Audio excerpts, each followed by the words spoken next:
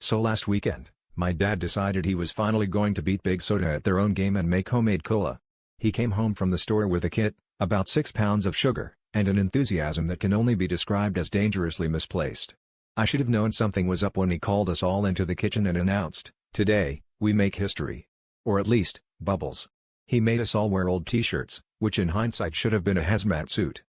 He started mixing the ingredients, but instead of reading the instructions, he said, "I've seen enough YouTube videos, I got this."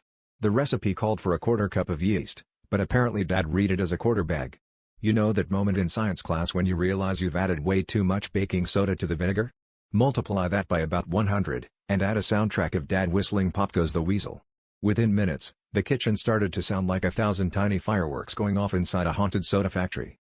By the time Mom came in to check on us, the entire floor was covered in a thin, glistening layer of syrupy goo.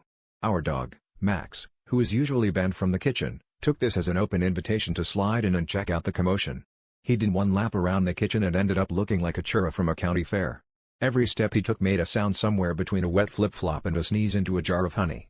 The rest of us just tried to move as little as possible, but every time someone shifted, they had to commit to the next 3 feet of travel because stopping was not an option. Now it's 3 days later. The kitchen floor still feels like someone mopped with maple syrup, Max is stuck to his dog bed, and Dad's new nickname is Sir Sticks-a-Lot. On the plus side, if you drop anything in there, it's not going anywhere, except maybe your socks. So, next time you're tempted to make your own soda, just remember, the real sticky situation isn't reading the fine print, it's stepping in it.